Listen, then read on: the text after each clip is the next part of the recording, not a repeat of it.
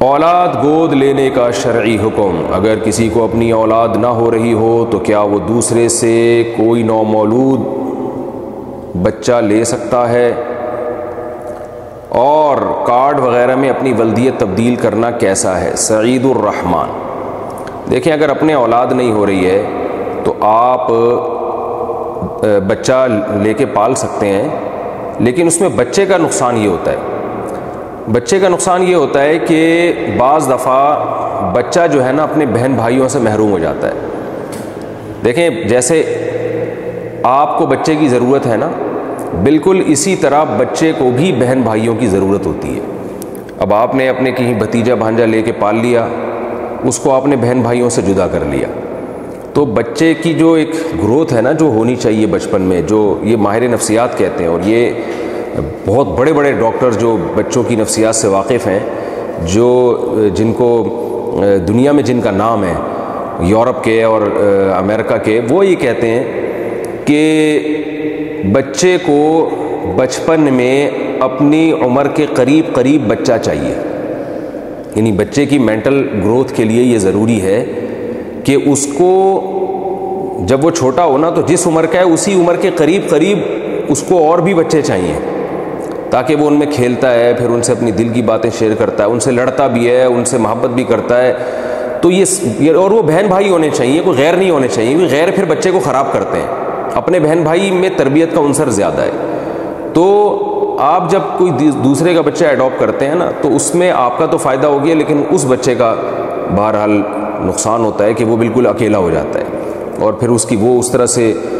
دماغ گرو نہیں کر پاتا، یہ اتنی خوشیاں اس کو نہیں ملتی جو بچپن میں اس کو بہن بھائیوں سے ملتی ہیں۔ اگرچہ وہ لڑتے ہیں، اگرچہ وہ ایک دوسرے کے بال کھینچتے ہیں، لیکن محبت بھی کرتے ہیں، وہ ایک دوسرے سے اپنی دل کی باتیں شیئر کرتے ہیں۔ آپ یعنی تجربہ کر کے دیکھ لیں،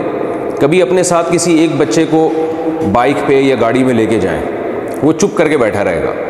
لیکن اس کے ساتھ اسی کی عمر کے قریب قریب دوسرا بچہ ہوگا نا تو آپ دیکھیں اس کی مستیاں دیکھیں، پھر ایسی باتیں کرے گا، انجوائے کرے گا ہر چیز میں، تو بچے کو دیکھتے ہی کھلکھلا اٹھتا ہے۔ تو اسی وجہ سے جو ماہر نفسیات ہیں نا وہ یہ بھی کہتے ہیں کہ دو بچوں کی پیدائش میں زیادہ وقفہ بھی اس وجہ سے بچے کے لیے بھی نقصان دہ ہے، کیونکہ جیسے آپ کا بڑا بچہ ہے وہ بڑا ہو گیا، چھوٹا میں 3-4 سال کا وقفہ ہوگا نا تو وہ ان کے جو دماغی لیول ہے وہ آپس میں پھر ملتا نہیں ہے۔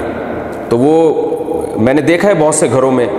کہ ایک بڑی بیٹی ہے، اس کے بعد 3-4 سال کے بعد دوسری بچی ہوئی، تو وہ بڑی بچی جو ہے نا وہ تنہائی کا شکار ہو گئی، اور وہ پریشان ہوتی ہے کہ میری قریبی یعنی مجھ سے جو عمر میں قریب کوئی بہن نہیں ہے یا بھائی نہیں ہے۔ تو یہ فرق پڑتا ہے، بڑے ہو کر تو یہ فرق ختم ہو جاتا ہے، 4-5 سال کا وقفہ کوئی یعنی فرق نہیں رہتا، لیکن بچپن میں اس کی بڑی ایک ویلیو ہے۔ تو اس لیے نیچر سے کبھی بھی بغاوت نہیں کرنی چاہیے۔ پھر بھی بہرحال اگر کوئی بچہ لے کے پال لے، ماں باپ راضی ہوں اور اس میں یہ نقصانات نہ ہوں اور اس کو دوسرے بچے بھی کھیلنے کے لیے مل جائیں تو، اور وہ بچے اس کو خراب بھی نہ کریں تو جائز ہے، بہرحال یہ عمل کوئی حرام یا ناجائز نہیں ہے، لیکن اپریشیٹ میں اس کو نہیں کرتا، اور بہت سے علماء کو بھی ہم نے دیکھا ہے وہ اس کی حوصلہ افزائی نہیں کرتے۔ تو اس لیے ایسے بچوں کو لے لینا چاہیے جن کے ماں باپ مر گئے ہوں، یتیم ہو گئے ہوں، یا سرے سے پہلے ہی وہ جو ہے وہ کسی مسائل کا شکار ہو، غربت کی وجہ سے یا اور کسی وجہ سے، تو ایسے بچے کو تو لے لیں بلا وجہ، اچھے بھلے کہیں بچہ کھیل کود رہا ہو تو پھر اس کو ایڈاپٹ نہیں کرنا چاہیے، میری ذاتی رائے ہے، اور یہ جو دلائل میں نے آپ کو دیے۔ لیکن اگر کوئی لے لیتا ہے تو پھر اس کے جو انہوں نے پوچھا ہے کہ لے پالک بچے کے لیے شناختی کارڈ وغیرہ میں اپنی ولدیت تبدیل کرنا، تو یہ تو بالکل حرام اور ناجائز ہے،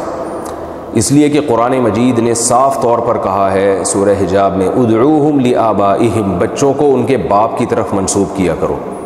تو جب آپ نے بچہ لیا ہے تو آپ ولدیت میں اپنا نام ہرگز نہیں ڈال سکتے، ماں کے خانے میں یہ جو جس خاتون نے بچہ ایڈاپٹ کیا اس کا نام بھی نہیں ڈال سکتے۔ آئی ڈی کارڈ میں، تمام ڈاکومنٹس میں، ہر جگہ اوریجنل باپ اور اوریجنل ماں کا نام آئے گا، وراثت کے حکام بھی وہیں سے ہوں گے اور پردے کے حکام بھی جاری ہوں گے، تو اس میں کسی میں کوئی تبدیلی نہیں ہوگی۔ ہاں آپ نے 2 سال سے کم عمر کا بچہ لے کے اس کو دودھ پلوا دیا، فیڈ کروا دیا اپنے کسی محرم رشتے سے، جس کی تفصیل آپ علماء سے پوچھ سکتے ہیں، تو پھر پردے کے حکام ختم ہو جاتے ہیں، لیکن وہ بچہ آپ کا لے پالک ہے، لیکن اس پہ حقیقی بچے کے حکام شریعت جاری نہیں کرتی ہے۔ اس لیے آئی ڈی کارڈ میں نام تبدیل کرنے کا تو سوال ہی پیدا نہیں ہوتا۔ اور اگر آپ نے کوئی ایسا بچہ ایڈاپٹ کیا جس کے باپ کا پتہ ہی نہیں ہے، کسی ٹرسٹ سے کوئی بچہ لے لیا آپ نے، تو بھی قرآن کہہ رہا ہے کہ ولدیت میں اپنا نام پھر بھی نہیں ڈال سکتے آپ، کیونکہ ولدیت چینج نہیں ہوگی۔ اس کو اپنا دینی بھائی بنا لو، سرپرست کے میں آپ شامل کر لیں کہ میں اس کا سرپرست ہوں، لیکن باپ میں آپ اس کا نام نہیں ڈال سکتے، یعنی اپنا نام باپ کے طور پہ آپ نہیں ڈال سکتے۔ آج کل یہ بڑی گڑبڑ ہو رہی ہے اور یہ حرام ہے، گناہ کبیرہ ہے اور یہ سخت غلط حرکت ہے، اور اس میں باپ اور حقیقی ماں کے ساتھ ناانصافی بھی ہے کہ جس نے جنا ہے، جس کا اصل ہے، آپ اس کی ولدیت چینج کر لیں۔ بعض دفعہ لوگ یہ کہتے ہیں کہ ہمارے والد صاحب بھی راضی تھے تو ہم نے اپنے والد کی رضا سے جو ہے نا نام چینج کیا ہے اور ولدیت میں فلاں کا نام ڈال دیا ہم نے۔ تو جو باپ اس پہ راضی ہوتا ہے نا، یہ بھی بہت غیرت کے خلاف ہے کہ آپ اپنے بلڈ کو کسی اور کی طرف منسوب کرنے پر کیسے راضی ہو گئے۔ کچھ غیرت کی باتیں ہوتی ہیں جو غیرت ہو تو سمجھ میں آتی ہیں معذرت کے ساتھ۔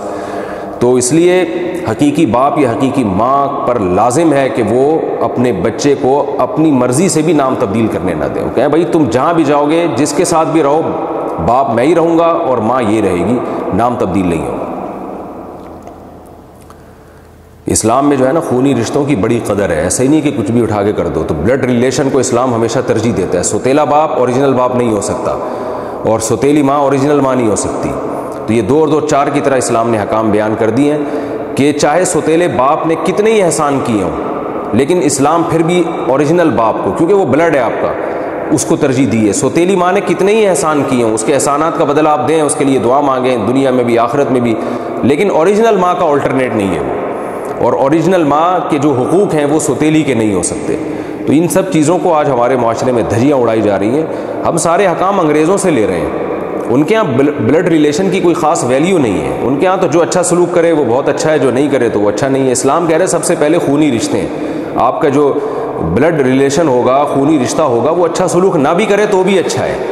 کیونکہ اس کے خونی رشتہ ہے آپ کا۔ تو اللہ تعالیٰ نے ہمیں ایک فیملی کی صورت میں، خاندانوں کی صورت میں پیدا کیا ہے۔ ایسا نہیں کہ کوئی بھی اٹھا کے کسی کو پال لے تو وہ حقیقی باپ بن گیا۔ ہاں یہ ضرور ہے کہ کسی نے آپ پر بچپن میں احسان کیا، آپ کو باپ کی جگہ باپ بن کے پالا ہے، تو آپ اس کے لیے دعا کریں، اس کے ساتھ اچھا سلوک کریں، اس کو عزت دیں، لیکن حقیقی باپ بہرحال حقیقی ہے اور حقیقی ماں بہرحال حقیقی ہے۔ قرآن و سنت میں اس کی بہت زیادہ ویلیو ہے۔